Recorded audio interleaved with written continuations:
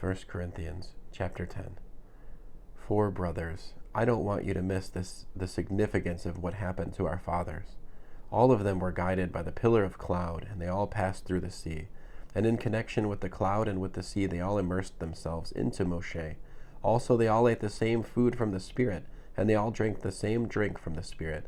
For they drank from a Spirit-sent rock which followed them, and that rock was the Messiah. Yet with the majority of them God was not pleased, so their bodies were strewn across the desert. Now these things took place as prefigurative historical events, warning us not to set our hearts on evil things as they did. Don't be idolaters, as some of them were.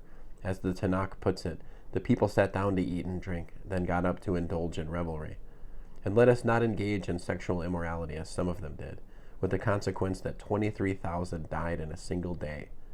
And let us not put the Messiah to the test, as some of them did, and were destroyed by snakes.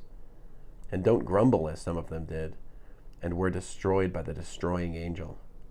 These things happened to them as prefigurative historical events, and they were written down as a warning to us who are living in the Acharit Hayamim. Therefore let anyone who thinks he is standing up be careful not to fall. No temptation has seized you beyond what people normally experience, and God can be trusted not to allow you to be tempted beyond what you can bear. On the contrary, along with the temptation, he will also provide the way out, so that you will be able to endure. Therefore, my dear friends, run from idolatry. I speak to you as sensible people. Judge for yourselves what I am saying. The cup of blessing over which we make the barakah, isn't it a sharing in the bloody sacrificial death of the Messiah? The bread we break, isn't it a sharing in the body of the Messiah? Because there is one loaf of bread, we who are many constitute one body, since we all partake of the one loaf of bread. Look at physical Israel. Don't those who eat the sacrifices participate in the altar? So what am I saying? That food sacrificed to idols has any significance in itself, or that an idol has significance in itself? No. What I am saying is that the things which pagans sacrifice, they sacrifice not to God but to demons, and I don't want you to become sharers of the demons. You can't drink both a cup of the Lord and a cup of demons. You can't partake in both a meal of the Lord and a meal of demons. Or are we trying to make the Lord jealous? We aren't stronger than He is, are we? Everything is permitted, you say. Maybe, but not everything is helpful. Everything is permitted? Maybe, but not everything is edifying. No one should be looking out for his own interests, but for those of his fellow.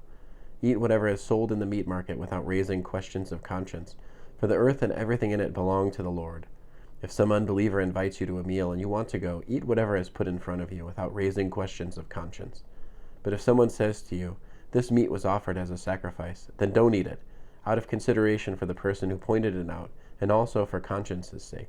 However, I don't mean your conscience, but that of the other person. You say, "Why should my freedom be determined by someone else's conscience? If I participate with thankfulness, why am I criticized over something for which I myself bless God?" Well, whatever you do, whether it's eating or drinking or anything else, do it all so as to bring glory to God.